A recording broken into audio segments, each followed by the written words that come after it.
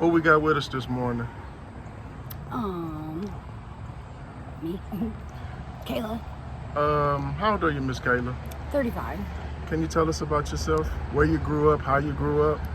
Well, I grew up out here in St. Charles, then we moved to St. Peter's with my parents, and went to school out there, and had a couple kids. What schools did you go to? Francis South Central. I graduated in 2008, actually. What kind of household did you come from? Single parent, both parents? Both my parents, but they fought a lot. Brothers and sisters? I'm an only child. What did your parents teach you growing up that you still carry with you to this day? Oh, man. Well, my grandparents were more my parents than my actual parents. For real, my grandma and grandpa raised me. And my grandma, she always told me, waste not and want not. You don't waste nothing. And you always have something if you don't waste. That's always something she always told me. I always remember that forever. What are you teaching your kids growing up that they carry with them? They can always come to me and they don't have to live in fear, and I'll never judge them or shame them. They can always talk to me. I won't, my parents used to do that to me real bad. What year did you graduate? 2008. What did you do after graduation in 2008? Where did life go at that point? I wanted to go to college, but I was like, I'm just gonna smoke weed and screw off and party. I'm not a big fan of school, but I did go to school for a long time, but I was done after 13 years going to school. Who introduced you to that party lifestyle? Kind of my mom and my boyfriends. My mom smoked weed, and she did hard drugs when she was young and stuff too. And my daughter's father too.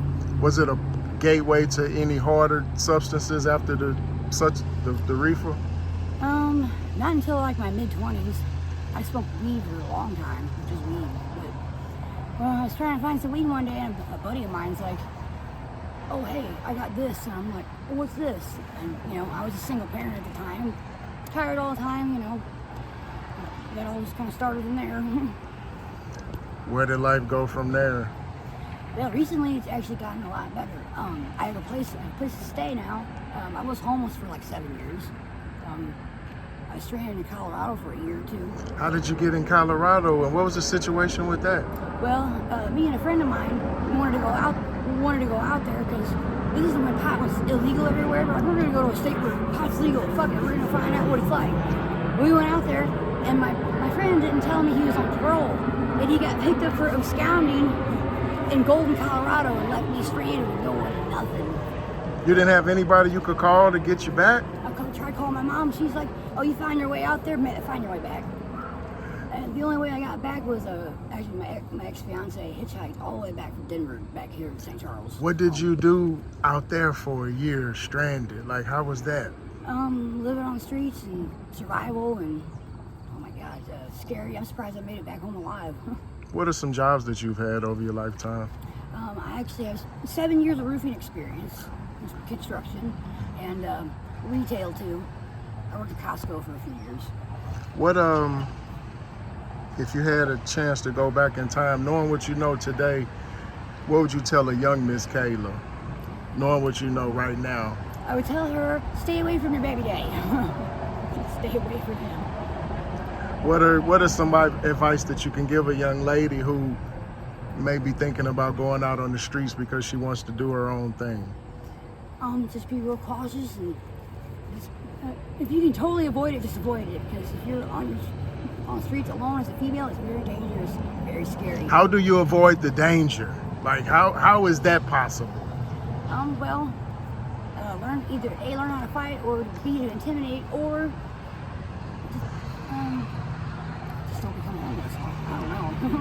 Have you found yourself in some real bad situations that you kind of are thankful that you made it out of? Oh yeah, I almost got stabbed a few times. I've stabbed someone, hit someone with a hammer because I had to. I mean, I've had people jump up in my face while I'm sleeping, and just you don't ever get to sleep, especially if you're by yourself. It's really bad if you're by yourself. Where are your children at this point? They're with my family. What's your relationship like with your babies? I get to see them every weekend, so It's a lot better than it was. They're all really young. I got an 11-year-old, a 7-year-old, and a 1.5-year-old. Have you ever tried to get clean and get off the streets and Oh yeah, come to go? I'm off the streets now actually. I mean, I still smoke weed, but other stuff, no. Do you ever plan on getting back into the workforce and getting a job, or Technically, I'm self-employed. what are you doing? I'm a painter. I paint houses. I do art, murals, all kinds of stuff. Do you have social media? Do you have Cash App? Do you have anything where people can reach out to you to share resources if possible?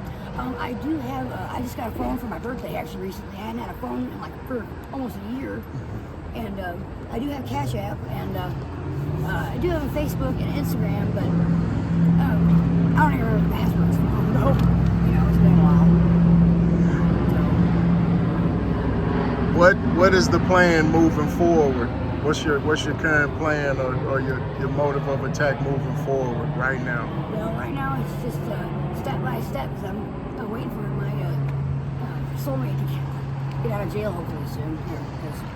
How long is he going to be in? He shouldn't be in there that long. His bond's only $1,500. He's been there for like 3 weeks. It just sucks. I feel like I can't do nothing without him. Like, is he calling? Are you in communication with him? How's that going? I put money on his books and stuff, and I just got this phone a few days ago, so I don't know if there's a way for me to get this number to him while he's in the jail. I don't know. I gotta go up and find out. How's it been without your soulmate on the street with you? Like, what is that like now? Oh, it's really depressing. I can't function without him. I'm just walking around in circles this morning. I mean, I do have a house that I stay at now. He lives a block away from me. It's just I spend every day with him, and just when he's not around, I just feel empty. How long have you guys been together, and what's the plans with you guys moving forward when he gets out? We've been together about 3 years now. Whatever we were doing, we do a lot of jobs around here, help the neighborhood out, and we try to make it a better place. We cut people's grass, sometimes for free, just if the grass is real long or whatever. What have you seen? What changes have you seen in St. Charles since you were a little girl till now? What are the changes, major changes that you've seen?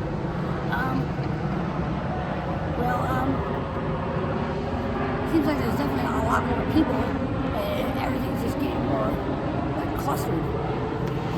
Everyone's having a hard time with money and functioning and just dealing with society and this world. How would you say the respect is amongst the youth as the older people? Has that changed over the time period that you've been alive? Yeah, they're ignorant to older people. I was raised to respect my elders, and if I didn't, I got my ass whooped. That's how it should be for real, but nowadays they're just so spoiled and entitled. No respect whatsoever. Nobody opened this door for this old man the other day, but I ran and opened it for him. And he had a cane and everything. They were just gonna let him go in the door without opening it for him. Miss Kayla, we appreciate you taking time out with us, and we wish you the best. And if there's anything you want to say in closing to get off your chest that you haven't said, now's the time you can say it. I don't know really, but God bless everyone. Thank you, Miss Kayla.